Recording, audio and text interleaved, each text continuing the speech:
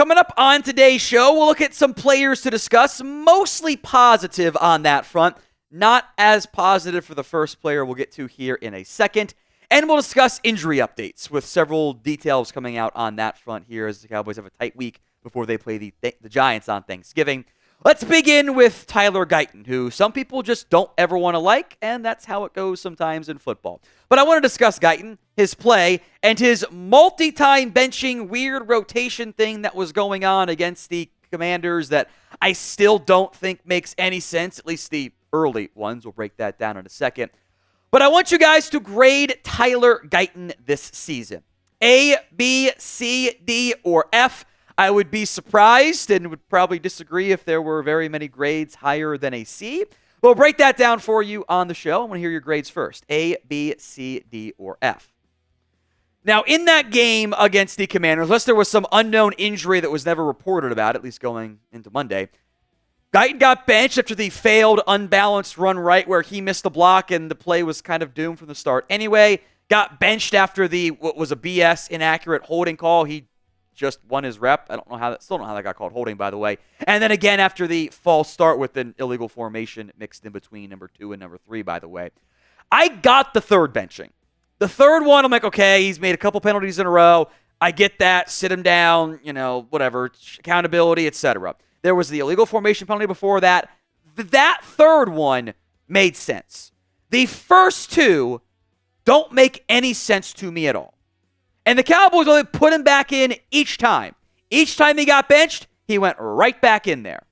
So here's my question, and I don't get to go to the press conferences. I'm just a YouTuber. I'm not a real journalist. I would like for one of the big J's to ask the Cowboys coaching staff, why does Tyler Guyton have such a quicker trigger than anybody else on this team? Even guys that are making just as big, if not more frequent mistakes. Why is it, I think it's going to be accountability, right?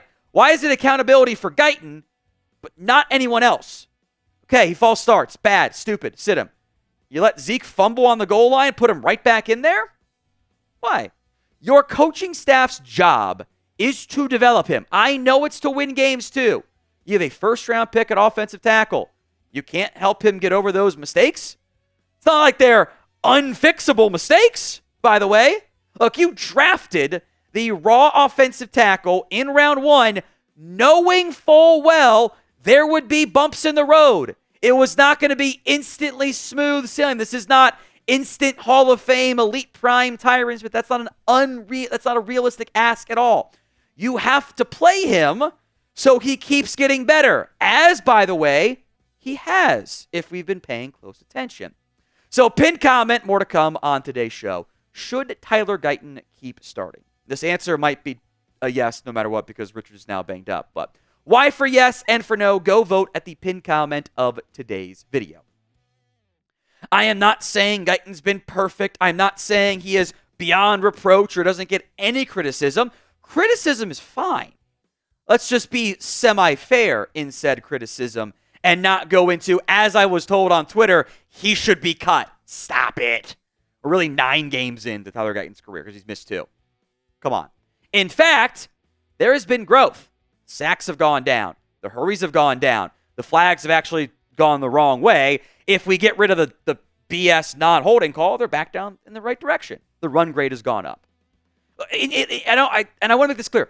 I don't want to take away anything else from the offensive line. I'm not trying to be like anti-Richards or anything because I was very impressed by how Awesome played. A couple times in a row, he's got a chance to play and has played pretty well.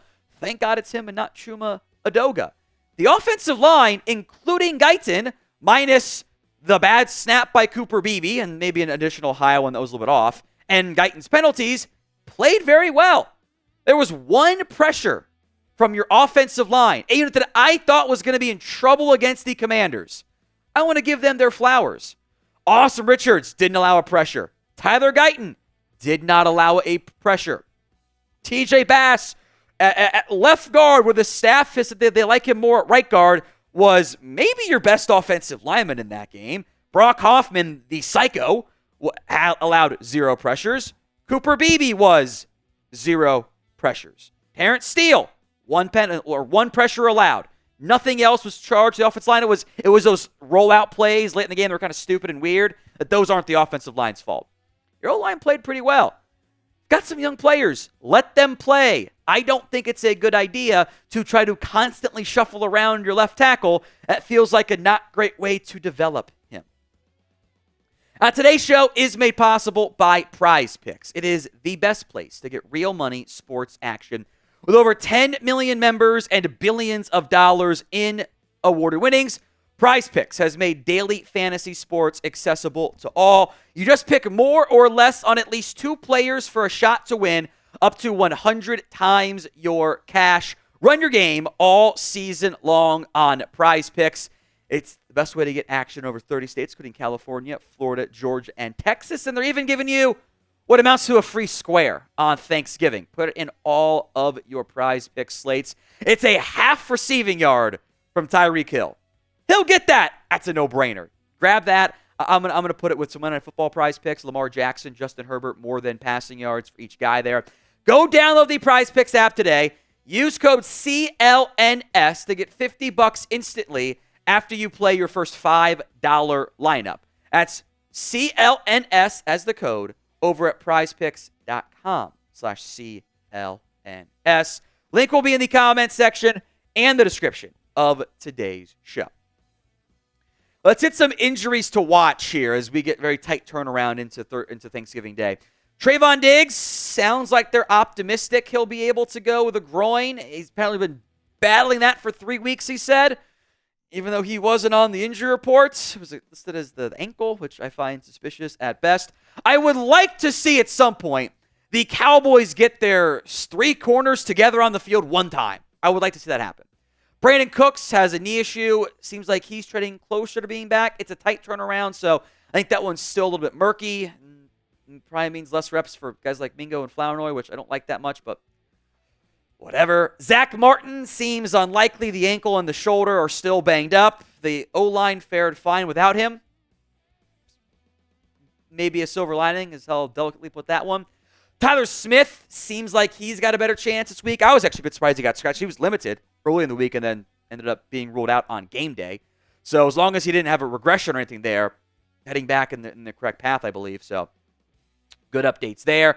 Jake Ferguson, I'd be pretty stunned if he played. Concussion on a half week coming from last week seems really, really unlikely.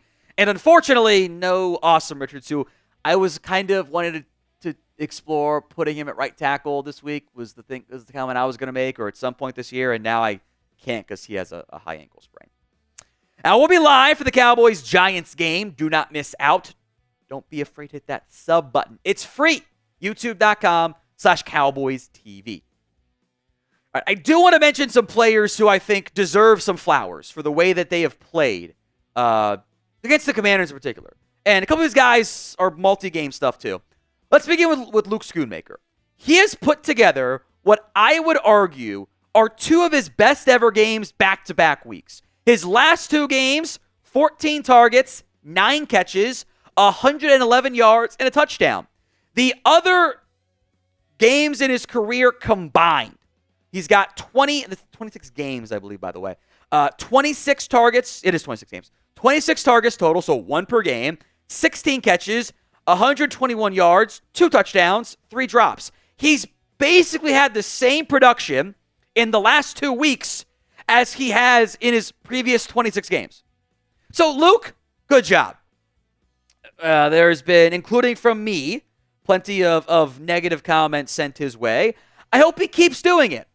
Doesn't mean I think he's going to be a number 1 tight end or he'll be worth the pick, whatever. But all I can ask of him is to perform when called upon. And he's done that back-to-back weeks. It's progress. Now, speaking of progress, guys, Mazi Smith actually played some pretty good football the last few weeks. Again, there's still room to grow. There's room for improvement. He is by no means a finished product. But Mazi's last 3 games really have actually been outright good. Or at least way, way better.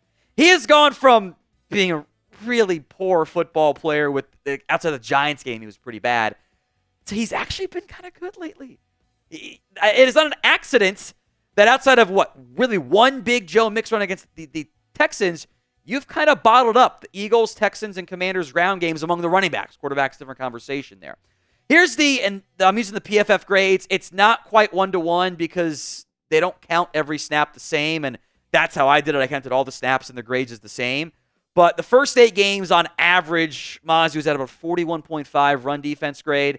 Last 3 games, 70.5. Now, again, it's not quite 1-to-1 with how PFF actually does their grading scale. Doesn't really make sense to me on the PFF side, but it's just a data point to use. The 70.5 average grade would be number 14 among defensive tackles. Again, that's just PFF, but I think that tracks our eye test too, right?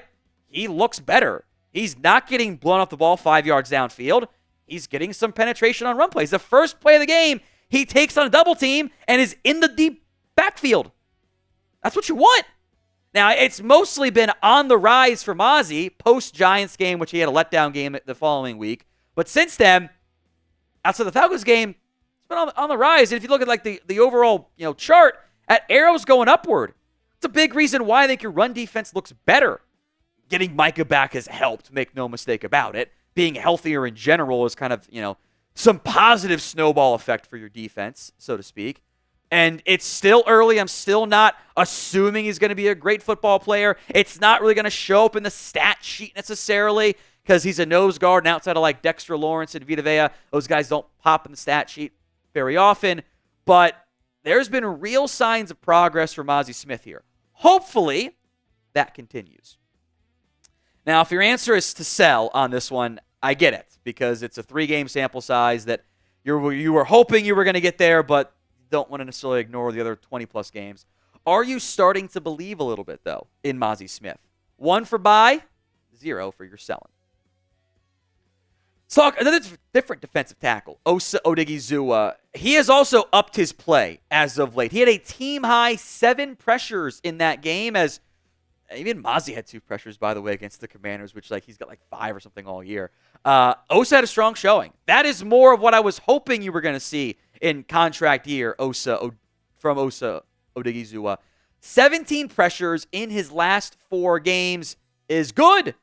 It's almost half of his season production. He's got 35 pressures all season long. I need more of that.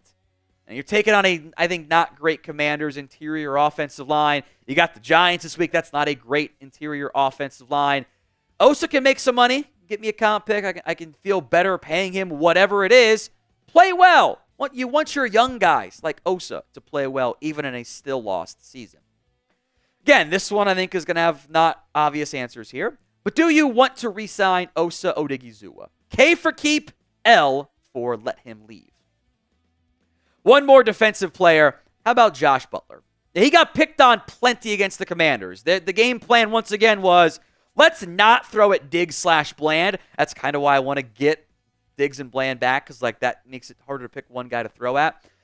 He had 12 tackles, though, against the Commanders. Now, he allowed 9 of 12 targets for 87 yards, but only 4 of them went for first downs. The McLaurin touchdown was not his fault, by the way. He was in the area, but they did not assign the blame for what really was just a multiple player blown error there.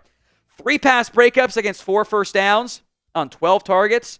It's actually pretty good. A couple chunk plays you wish you had back late in the game, but for a guy that was out of football at one point, that was a pretty strong showing out of Josh Butler. And that's what you're looking for in this type of season. You want younger players to show hey, I can be a piece. Luke Schoonmaker, don't write him off yet, Luke says. Mazi says, don't write me off yet. Butler says, I can be a backup corner on this team next year. And if you bring back Jordan Lewis and you keep Diggs and Bland and Butler and Carson, maybe you don't have to go get another corner in the offseason. Maybe.